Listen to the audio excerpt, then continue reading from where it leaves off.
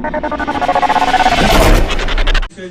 आदरणीय शरदचंद्रजी पवार साहेब, प्रांताचे अध्यक्ष आमदार जयंत पाटील साहेब, संसद रत्न खासदार अहमदनगर दक्षिण लोकसभेच्या, त्याचप्रमाणे देशामध्ये ज्या शरदचंद्रजी पवार कोविड सेंटरचा गौरव झाला, नामोल्लेख झाला आणि ज्याला संपूर्ण देशाने डोक्यावर घेतलं, त्या मी अनुभवलेला कोविड या पुस्तकाचं आज या ठिकाणी पवार साहेबांच्या हस्ते अनावरण होत आहे। त्याबरोबर लोकसभेच्या अहमदनगर जागेच्या संदर्भात देखील घोषणा होणार आहे आणि जी उत्सुकता आपल्याला होती की आमदार निलेश लंके काय करणार, आपण त्यांच्या मागे सर्वजण पळत होता, परंतु ते कुणालाही त्या ठिकाणी आपला ठाव ठिकाणा लागून देत नव्हते आणि म्हणून या सगळ्या मध्ये मी अहमदनगर जिल्ह्याचा अध्यक्ष या नात्यानं सगळ्यांचं मनापासून स्वागत करतो। आलेल्या सर्व मीडियाचं आणि नेत्यांचं स्वागत करतो आणि प्रांताध्यक्ष जयंत पाटील साहेब यांच्याकडे माहिती। पुणे शहरातील आणि जिल्ह्यातील सर्व पत्रकारांचं मी या पत्रकार परिषदेत स्वागत करतो। आदरणीय पवार साहेबांची पत्रकार परिषद या ठिकाणी सुरू होते। आज मला विशेष आनंद वाटतो की बराच काळ, मागच्या काळात निलेश लंकेंची आणि आमची कधी फारशी भेट होत नव्हती। आज त्यांची भेट या ठिकाणी अतिशय जिव्हाळ्याने आणि प्रेमाने झालेली आहे। निलेश लंके हे नगर जिल्ह्याची एक फार मोठ्या प्रमाणात लोकप्रिय असणारा नेता व्यक्तिमत्व आहे। सामान्य माणसांच्या साठी आपला नेता, माझा नेता ही भावना नगर जिल्ह्यातच नाही तर आसपासच्या जिल्ह्यात देखील त्यांच्या कोविडच्या कामामुळे पसरलेली आहे। संकटाच्या वेळी धावून येणारा नेता ही निलेश लंकेंची आजपर्यंतची ओळख महाराष्ट्राला झालेली आहे। महाराष्ट्रात सर्वात उत्तम कोविड सेंटर जर कोणी चालवलं असेल तर तसे अनेक आहेत, पण कोविड सेंटरच्या आत शिरून चालवणारा हा एकमेव नेता सापडला की ज्यांनी महाराष्ट्रातल्या जनतेला भुवळ घातली। आज आमच्या बरोबर निलेश लंके पवार साहेबांना या ठिकाणी भेटायला आले। पवार साहेबांची विचारधारा ही त्यांनी कायम स्वीकारलेली आहे। किंबहुना पूर्वीपासून पवार साहेबांचं विचारधारेवर पवार साहेब लहानपणापासून पवार साहेबांच्या नेतृत्वाचं त्यांना, पवार साहेबांच्या व्यक्तिमत्वाचं त्यांना आकर्षण होतं आणि म्हणून मागची विधानसभा जवळत असताना पवार साहेबांच्या विचारधारेने काम करायचा निर्धार त्यांनी केला आणि आज मधल्या काळात त्यांची ती भूमिका कायम राहिली। पवार साहेबांचा फोटो आणि त्यांच्या समोर फोटो ठेवून त्यांच्या पद्धतीनं काम करण्याचं काम हे निलेश लंके गेले काही वर्ष सतत करतात। मला आठवतं की कोविडच्या काळात त्यांनी किती कष्ट घेतले, मी त्यावर जास्त वेळ घेत नाही। निलेश लंके हे पवार साहेबांना आज या ठिकाणी भेटायला आले। निलेश लंकेंनी पवार साहेबांच्या विचारधारेने इथून पुढेही सार्वजनिक काम, सामाजिक काम करण्याचा निर्धार केलेला आहे आणि म्हणून त्यांचं मी या ठिकाणी राष्ट्रवादी पक्ष कार्यालयात साहेबांना भेटायला आले म्हणून मी पक्ष कार्यालयात त्यांचं स्वागत करतो। आज मला खात्री आहे की निलेश लंकेंसारखे महाराष्ट्रात असंख्य तरुण आहे, नवीन नेतृत्व आहे की ज्यांना पवार साहेबांच्या नेतृत्वाची भुरळ आहे। आज इतकं वय झालेलं असलं तरी तरुणाला लाजवेल एवढी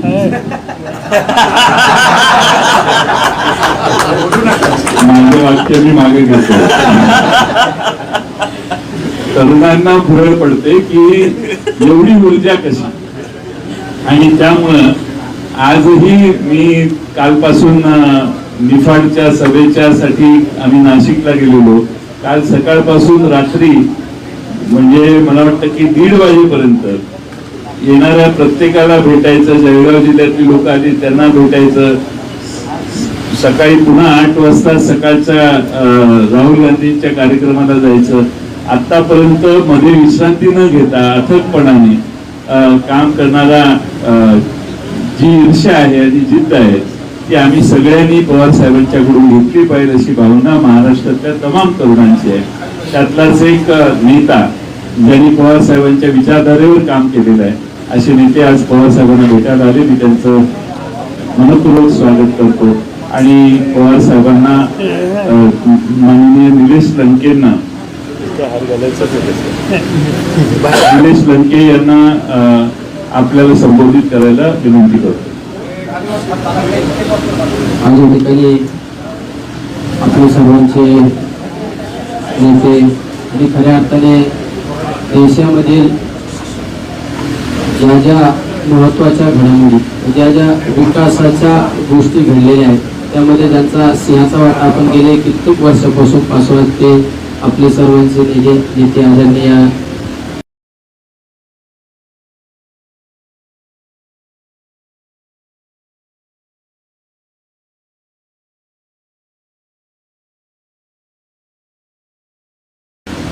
पवार साहेब त्यांनी आता आपल्याला संबोधित केलं. असे आमचे नेते आदरणीय जयंत पाटील साहेब संसद तत्वाने काम कसं करावं असं त्यांनी लोकसभेमध्ये आपल्या राज्याचे प्रश्न मांडण्याचा नेहमी कळकळीने प्रयत्न केला जातो असे आमचे नेते आदरणीय खासदार अमोलजी कोल्हे साहेब. दुसरे आमचे नेते आदरणीय राष्ट्रवादी पक्षाचे आम्हाला नेहमी वडीलकीचं मार्गदर्शन करणारे आमचे माहिती तात्या, आमचे दुसरे बंधू पण म्हणू शकतो आणि वडीलकीच्या नात्याने मला जे थोडा दम सुद्धा देणारे आदरणीय प्रताप काका, भाषण करणारे आदरणीय माहिती तात्या, आमचे दुसरे बंधू पण म्हणू शकतो आणि वडीलकीच्या नात्याने मला नेहमी थोडा दम सुद्धा देणारे आदरणीय प्रताप काका ठाकरे, आमचे सहकारी मित्र श्रीगोंदा तालुक्याचे माजी आमदार राहुल जगताप. दुसरे आमचे विजेचा प्रश्न समजून घेऊन त्या ठिकाणी ट्रान्सपोर्ट देणारा आमचा एक दुसरा नेता म्हणून आम्ही त्यांच्याकडे पाहतो असे प्राजक्तदादा गणपुरे आणि सर्वच आमच्या नगर जिल्ह्यातून आलेले सर्वच नेते मंडळी. आज खऱ्या अर्थाने मला बऱ्याच पत्रकारांनी आज येत असताना विचारलं की तुम्ही आज पवार साहेबांकडे प्रवेश करता आणि मी पवार साहेबांच्या विचारधारेबरोबरच मला माझे विधानसभेची निवडणूक आजही आठवते. 2019च्या विधानसभेच्या निवडणुकीचा माझ्या प्रचाराचा शुभारंभ दसऱ्याच्या दिवशी आदरणीय पवार साहेबांनी त्या ठिकाणी केला आणि लहानपणापासून पवार साहेबांचं नेतृत्व आणि पवार साहेबांच्या कामाचं त्या ठिकाणी नेहमी अभ्यास करणारा मी एक कार्यकर्ता.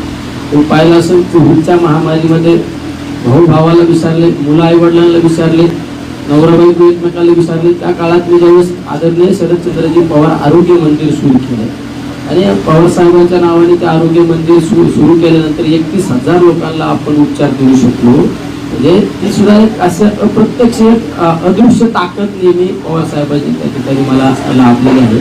म्हणून आज या ठिकाणी जयंत पाटील साहेबांनी सांगितलं की मी या ठिकाणी भेटायला आलो आणि सगळ्यात महत्त्वाचं भेटत असताना मला त्या कोविडच्या कालखंडामध्ये जे काम केलं, 22 मार्चला लॉकडाऊन झाल्यानंतर पहिली लाट आली, दुसरी लाट आली, त्या सगळ्या कालखंडामध्ये मी त्या कोविडशी संघर्ष करीत असताना मी किंवा आमचे सहकारी ज्या ज्या गोष्टी मला एकदम हृदयस्पर्शी झाल्या म्हणजे त्या घटना मी विसरू शकत नाही माझ्या जीवनामध्ये. त्या घटना मी एका पुस्तकामध्ये लिहिलेल्या आहेत आणि त्या पुस्तकाचं नाव सुद्धा मी अनुभवलेला कोविड. ज्या आदरणीय शरदचंद्रजी पवार साहेबांच्या नावाने आरोग्य मंदिर सुरू केलं, त्या आरोग्य मंदिर मधल्या घटना असो किंवा लॉकडाऊनच्या घटना असो त्या सगळ्या त्या ठिकाणी आपण एकदम सविस्तरपणे मांडण्याचा प्रयत्न केलेला आहे. ते सुद्धा प्रकाशन आदरणीय पवार साहेबांच्या नावाने झालं पाहिजे ही भूमिका होती. त्यामुळे मी पवार साहेबांना सुद्धा विनंती केली की साहेब मला शरदचंद्रजी पवार साहेबांच्या नावाने आरोग्य मंदिर सुरू केलं, त्या आरोग्य मंदिर मधल्या घटना असो किंवा लॉकडाऊनच्या घटना असो त्या सगळ्या त्या ठिकाणी आपण एकदम सविस्तरपणे मांडण्याचा प्रयत्न केलेला आहे. ते सुद्धा प्रकाशन आदरणीय पवार साहेबांच्या नावाने झालं पाहिजे ही भूमिका होती. त्यामुळे मी पवार साहेबांना सुद्धा विनंती केली की साहेब मला तुमच्या हाताने लोकार्पण सोहळा करायचा आहे. मी आदरणीय साहेबांच्या नावाने मागच्या काळात सुद्धा मी त्यांना सांगितलं की मी त्या ठिकाणी ॲम्ब्युलन्स बनवितो. ही ॲम्ब्युलन्स म्हणजे फिरता दवाखाना असणार आहे. त्यामध्ये डॉक्टरांची सगळी टीम असणारी, प्रत्येक वाडी वस्ती जाऊन डॉक्टर लोक चेकअप करणार, त्या ठिकाणी ECG होणार. अशी अद्यावत म्हणजे आतापर्यंत कुठल्या मतदारसंघामध्ये अशी ॲम्ब्युलन्स नाही, अशी एक ॲम्ब्युलन्स अद्यावत सुद्धा साहेबांच्या नावाने बनवत आहे. म्हणून आज या ठिकाणी सर्वजण आमचे नगर जिल्ह्यातील सुद्धा सहकारी या ठिकाणी उपस्थित आहे. मला 2 शब्द मांडण्याची संधी दिली त्याबद्दल सर्व संयोजकांचे धन्यवाद देतो. फक्त रामकृष्ण आहे. हो. तुम्ही म्हटला की पवार साहेबांच्या विचारधारेबरोबर तुम्ही आधी होता, आता आहात, पुढे राहणार आहात. विचारधारेबरोबर आज पक्षात राहणार आहात का? विचारधारा आणि पक्ष एकच आहे ना. साहेबांचं नेतृत्व आम्ही कधी सोडलं नाही ना. तुम्ही पहा, तालुक्यात राज्यात काही जरी चित्र स्पष्ट झालं असेल, माझ्या सगळ्या पोस्ट पहा आतापर्यंतच्या, माझ्या आता पण कार्यालयात जाऊन पहा, आदरणीय पवार साहेबांचा फोटो त्या ठिकाणी आहे ना. कारण पवार साहेब हे आमच्या हृदयात आहे ना. ही जागा घेऊ शकत नाही. खासदारकीच्या मोहापोटी साहेबांसोबत जात आहात, खासदारकीच्या मोहापोटी साहेबांसोबत जात आहात अशी टीका अजितदादांनी तुमच्यावरती केली असेल. खासदारकीची आणि कुठल्या निवडणुकीची साहेबांची माझी आतापर्यंत चर्चा नाही केली. म्हणजे आम्ही कुठल्या आज पण साहेबांच्या विचारधारेबरोबर उद्या पण विचार बहुजन समाजाचे सर्वसामान्य लोकांना घेऊन चालणारा जो नेता आहे, त्या नेत्याची विचारधारा बरोबर आहेच नाही.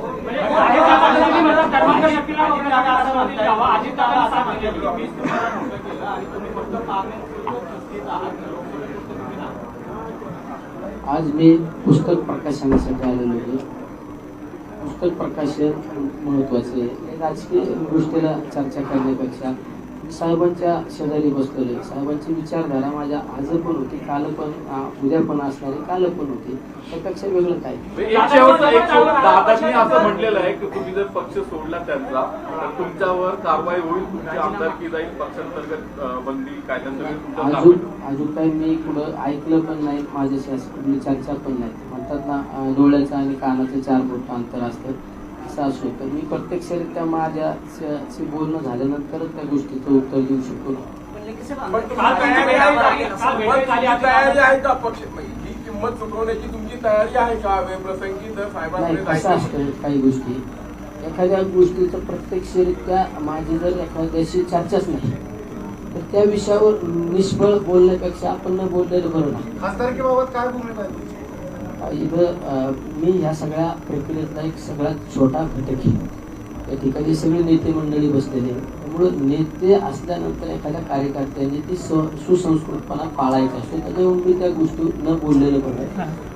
संभाजी महानाट्य घेऊन खासदार अमोल कोल्हे तुमच्याकडे आले होते, त्यावेळेस काही बोलणे झाले का? त्यावेळेस अमोल कोल्हेने गळ टाकला तुम्हाला?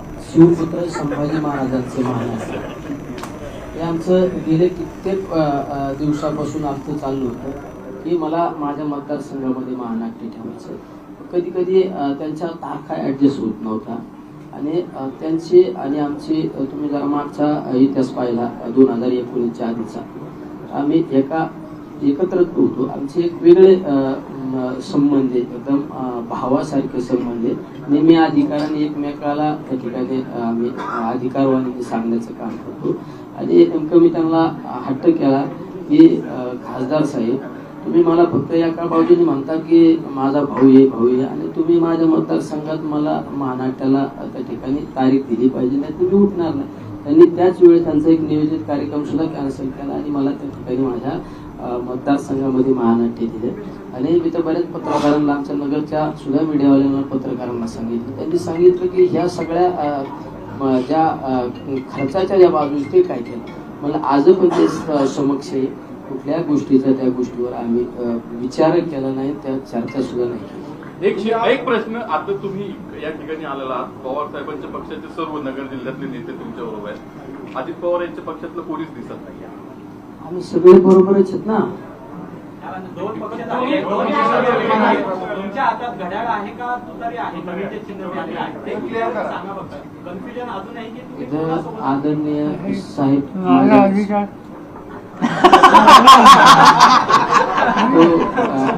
या आमच्या आपले सर्वांचे सर्व आदरणीय साहेब व साहेब सांगतील तो आदेश ना साहेबांनी साहेबांच्या मंचावर दिसतील ना या लढणार का फक्त साहेबांच्या मंचावरच दिसतील का इथं एवढं साहेबांच्या मंचावरून दुसऱ्या मंचावर जाणं सोपे लंके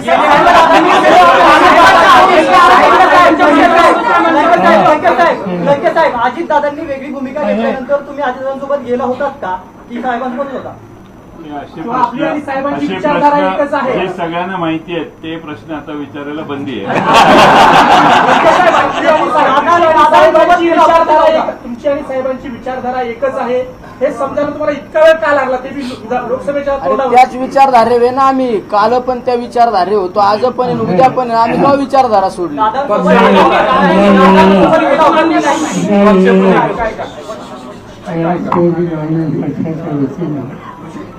पाण्याची जागा वाढवायचा विचार आला त्यावेळेला पाण्यामध्ये लग्नासाठी तयार असणारे आणखी आमचे काही सहकारी होते पण मतदारसंघाची माहिती घेतल्याच्या नंतर आम्ही या निष्कर्षाशी आलो की या निवडणुकीला लोकांच्या समोर मी सरकार यांची जोडीदारी द्यावी आणि हा निर्णय आम्ही सगळ्यांनी उचलून केला. पारनेर हा दुष्काळी तालुका त्याचं चित्र बनवण्यासाठी अनेक वर्ष आम्हाला सगळ्यांची प्रयत्न होते. तिथे MIDC आणली कारखानदारी वाजवली तिथं दुधाचा धंदा वाढण्याच्यासाठी काही काळजी घेतली आणि पारनेर एक असं ठिकाण आहे की फार मोठ्या प्रमाणावर तिथले नागरिक मुंबईत काम करतात. त्या सगळ्यांना संघटित करण्याचा प्रयत्न सुद्धा आम्ही केला आणि त्याचं महत्त्वाचं कारण पारनेरने महाराष्ट्राच्या राजकारणामध्ये मला आणि माझ्या विचाराला नेहमी पाठिंबा दिला. अनेक वेळेला तिथे विधानसभेचे सभासद आम्ही ज्यांना त्यांच्या पुढे दिले त्यांना निवडून देण्याचं काम करण्याच्या जनतेने केलं आणि अशांचं काम करणारा आणि अत्यंत सामान्य परिस्थितीचा पण अत्यंत कष्ट करणारा म्हणून आम्ही यांच्याकडे पाहतो आणि त्या दृष्टीनं त्यांनी विधानसभेला संधी मिळाली स्वतः त्याच्या प्रचाराला गेलो सभाही घेतल्या होत्या आणि ते विजय झाल्याच्या नंतर त्यांनी पारनेरच्या जनतेची सोय सेवा ही अखंडपणाने चालू केली आणि त्यामुळं म्हणजे काही निर्णय त्यांचे झाले असतील अथवा नसतील पण त्यांची बांधिलकी जनतेशी सामायिकपणाने होती आणि बांधिलकी जनतेची जे शिकवतात त्यांच्याशी आमची साथ ही कायम असते. अनेक लोक काही विरोधी पक्षातही असतात पण लोकांच्यासाठी काम करतात त्यांना मी प्रोत्साहन देतो. आज त्याचं मी या ठिकाणी स्वागत करतो. पक्षाच्या कार्यालयात जे आले माझी खात्री आहे ते थोडं दुष्काळाचं संकट आहे पारनेरच्या भागामध्ये पाऊस पाणी कमी आहे आणि अशा वेळेला शिकाचीला काम करणारा लोकप्रतिनिधी तिथे असणं आवश्यक आहे आणि ती गरज लंकेच्या माध्यमातून लागते याचा आदर आम्हाला सगळ्यांना आहे. त्यापेक्षा अधिक या ठिकाणी सांगायची आवश्यकता नाही. जनतेची सेवा करण्यासाठी ते कमी पडणार नाहीत आणि काही आवश्यकता त्यांना लागली तर आमच्या सगळ्यांची साथ लोकांच्या सेवेसाठी त्यांच्यावर राहील. चला नमस्कार. साहेब एक फक्त प्रश्न आहे. आम्हाला लंके साहेब जयंत पाटलांसोबत मुंबईत दिसतील की अमोल कोल्हे आणि सुप्रिया सुळेंसोबत दिल्लीत दिसतील? पारनेरमध्ये तिथं दिसतात पाहिजे आहे मुंबईत काय काम आहे. चला थँक्यू. तुम्ही पवार साहेबांच्या सोबत आहात त्यांच्या विचारांच्या सोबत आहात असं म्हटलात मात्र तुम्ही अजितदादांची साथ सोडून तुम्ही पवार साहेबांसोबत आलात तर हे क्लिअर करा. बरोबर आहे ना. तर ते निवडणूक आयुक्त 2 नवे नियुक्त केलेले आहेत. अधिरंजन चौधरींनी त्याला आक्षेप घेतलेला आहे. आपली काय भूमिका आहे? निवडणुकीची प्रक्रिया जी आहे त्याच्यावरची त्यांचा ऑब्झर्वेशन. म्हणजे काय होतं, पूर्वी निवडणुकीच्या प्रक्रियेमध्ये केंद्र सरकारचे द्वंद्व आणि सुप्रीम कोर्टाचे एक न्यायाधीश मध्यंतरी सिलेक्शनच्या सिस्टीममध्ये बदल केला आणि सुप्रीम कोर्टाचे जज होते त्यांना कमी केले. आज विरोधी पक्षनेता एकटा आणि केंद्र सरकारच्या मंत्रिमंडळाचे 2 अशा तिघांना त्याची निवड करायचा अधिकार आहे. त्याचा स्वच्छ अर्थ आहे की फक्त मोदी ठरवतील त्यांनाच त्या ठिकाणी निवडलं जाईल. तर विरोधी पक्षाच्या एका सभासदाची विचारधारा त्याची स्वीकार त्या ठिकाणी कोणी करणार नाही आणि म्हणून केंद्राचे 2 प्रतिनिधी असल्यामुळे त्यांचे आहेत आणि त्यामुळे हवं तशा नियुक्त्या त्या होतील याच्याने आमच्या मनात शंका नाही. साहेब, वसंत मोरे आपली 2 वेळा भेट घेतलेली आहे. वसंत मोरेची काय नक्की भूमिका आपली काय? आता तुम्ही आता मला भेटला त्याचा काही खुलासा करत नसतो. भेटले त्यांनी काही सांगितले नाही. राजकारणाची व्यक्तीची चर्चा केली नाही. त्यांनी पुढं काय करावं याबद्दल सुद्धा ते बोलले नाही. ते आम्ही थँक्यू.